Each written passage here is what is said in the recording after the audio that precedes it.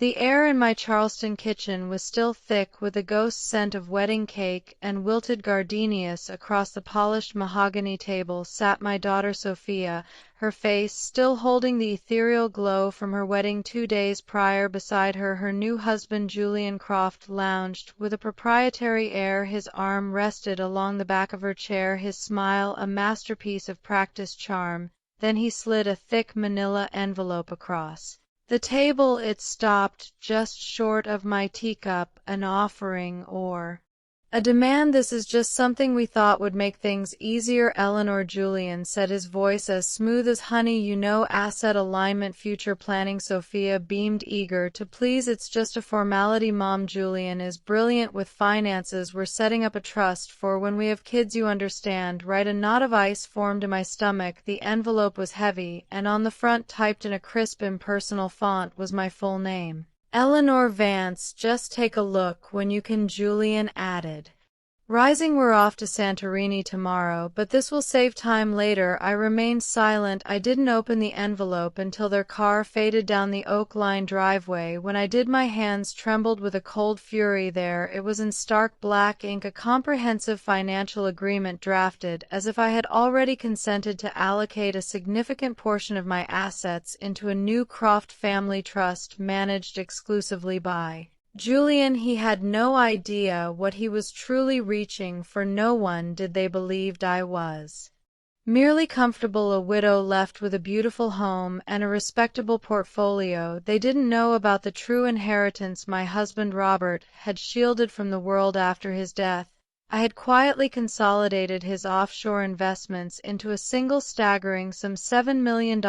It sat in a private holding account under a corporate name. No one could connect to me. Thank God for Robert's foresight. I knew exactly what Julian was, and he had no idea I'd seen his kind before, vultures in bespoke suits. But I wasn't just going to refuse. I was going to set a trap so elegant that he would walk into it smiling. The bait, a fabricated transfer. The moment he tried to seize a new modest inheritance deposit, I would have him before I could act. However, there was a sharp knock at my door the next morning. It was a lawyer, his presence an unwelcome intrusion. In his hand he held another contract. This one was labeled with 2 words that made my blood run cold: emergency addendum, and below that, already signed in her beautiful script, was my daughter's signature. Mrs. Vance, he inquired. My name is Marcus Thorne. I'm here representing Mr. and Mrs. Julian Croft regarding an urgent financial arrangement. I blocked the doorway. My daughter's name is Sophia Vance, I stated flatly. She kept her name, he recovered with practiced ease. Of course, my apologies. May I come in? Every instinct screamed at me to slam the door, but a colder, more calculating part of me knew I had to understand the full scope of their attack. I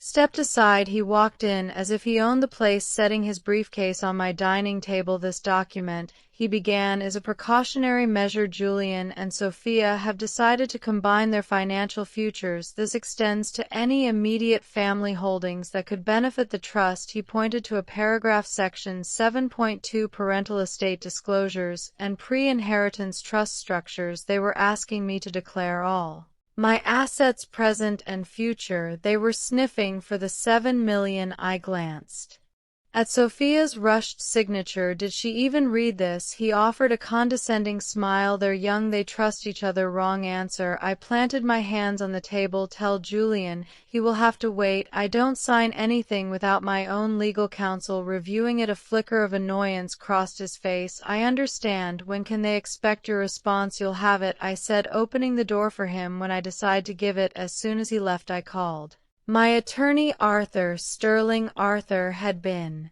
Robert's closest friend, a man whose loyalty was beyond question. They're pushing contracts at me, Arthur, I said. Sophia just got married, and her husband has lawyers at my door. He listened patiently. You want me to review them? No, I said firmly. I want you to draft a decoy. There was a pause, then a soft chuckle from his end. I want a legal-looking summary of estate holdings. Make it show that after settling Robert's debts I was left with only $240,000. Create a false but plausible bank transfer trail. Make It looked legitimate, but entirely unimpressive. You want to make them think the well is shallow, he concluded exactly, and I want it to be just traceable enough for a clever man like Julian to discover it, and the real money in a blind trust. They will never see a penny. He exhaled slowly. You were always a step ahead, Eleanor. By the end of the week, the forged documents were ready. I left the file lying casually on the desk in my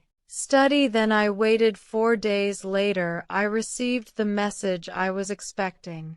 An automated fraud alert from my bank. A flagged attempt had been made to access an old dormant joint account under my maiden name, an account only Sophia knew about. They weren't just sniffing anymore, they were digging. That night, I sat with a fake inheritance summary in one hand and Julian's contract in the other. The time for quiet defense was past. It was time for a confrontation, but not with anger. I would use something he'd never expect.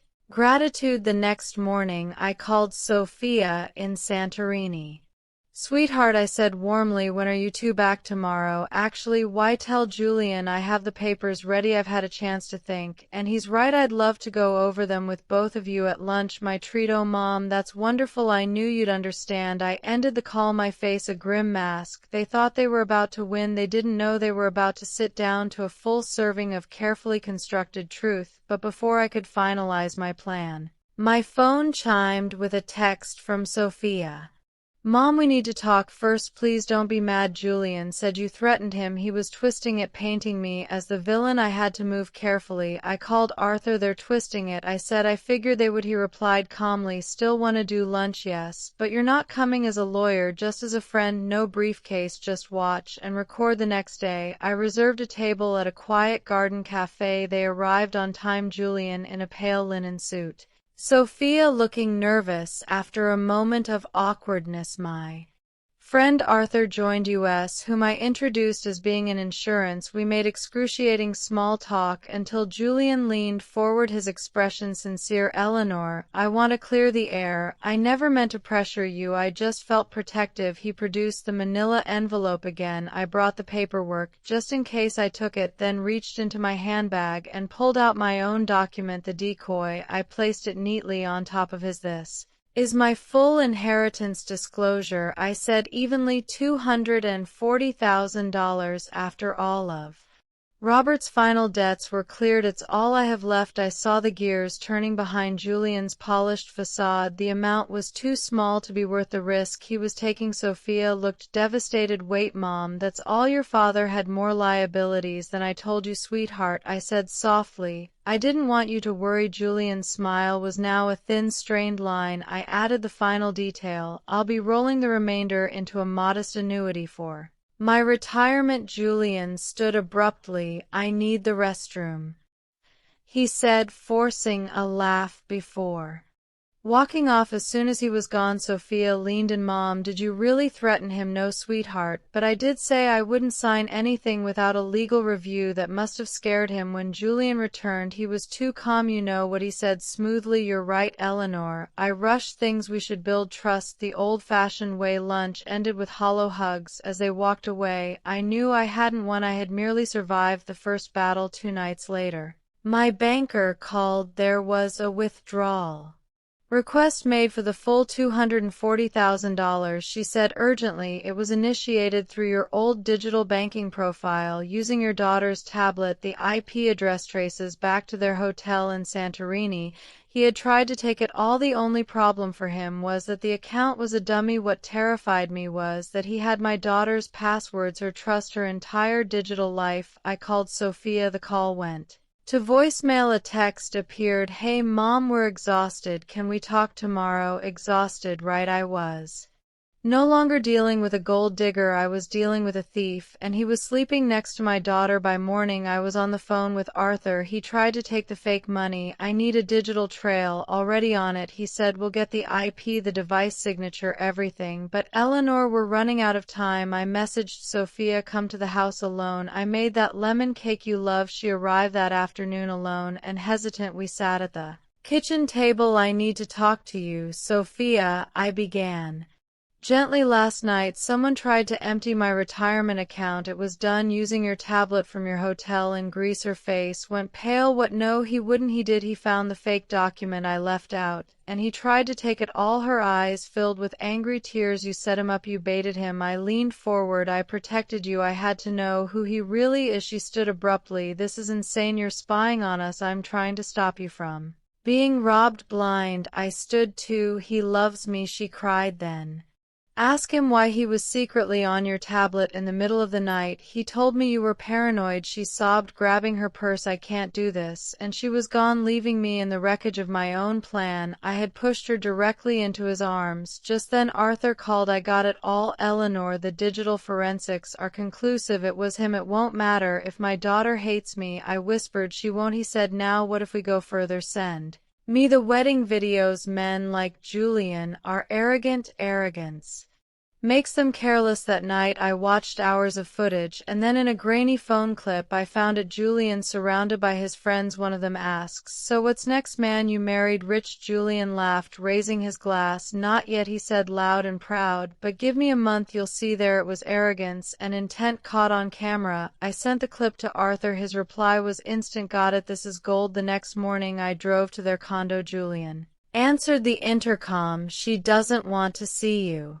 he said flatly. Fine, I replied, turning away, but not before slipping a small USB stick containing the wedding video into their mailbox. 2 days later, Sophia showed up at my house, her eyes red and swollen. She sank onto the sofa. I watched the video, she whispered. I asked him about it. He said it was just a joke. She took a shuddering breath. But I checked his browser history on the tablet, Mom. He'd been looking up how to access trust funds, how to bypass two-factor authentication. I went to her, and finally she let me take her hand. I'm so sorry, she sobbed, collapsing against me. Just then her phone buzzed. She looked at the screen, her face going slack with shock. It's Julian, she said, her voice flat. He says he's lawyered up. He says if I try to leave him, he'll sue me for fraud. This was his endgame. If he couldn't steal from me, he would bleed my daughter dry. Not on my watch, I whispered. I called Arthur. She's here. He's threatening legal action. Good. Arthur's voice was grim. Then it's time we play our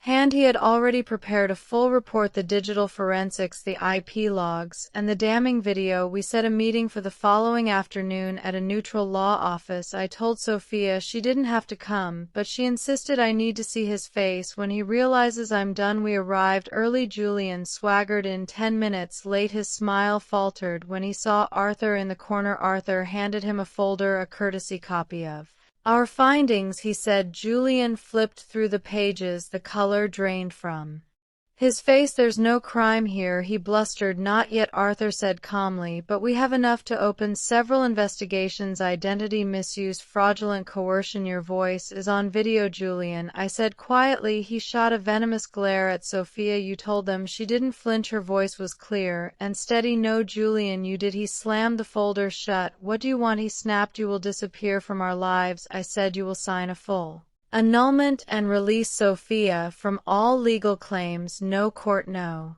battle. He laughed bitterly. Or what? Arthur pulled out a second folder. Or this entire package goes public. We already have a reporter very interested in a story about a man who marries for money and gets caught. He was a cornered animal, and he knew it. He stared at Sophia, one last attempt to find a crack in her resolve. She met his gaze and slid a pen across the table. He snatched it and signed every last page. Then he stood, fixed his clothes, and walked out without another word. Gone. Sophia broke down, and I wrapped my arms around her. It's over, I whispered. You're safe now. She pulled back, tears still in her eyes. No, Mom, it's not over until I fix what I broke with you. I doubted you. I smiled gently. You believed in love, Sophia. That's not a crime, that's being human. That evening we made pasta in my kitchen, the warmth chasing away the last of the shadows. Over dinner she asked the question that still lingered. Is it true, she said softly, about the money? I paused, then nodded. Yes, I inherited $7 million.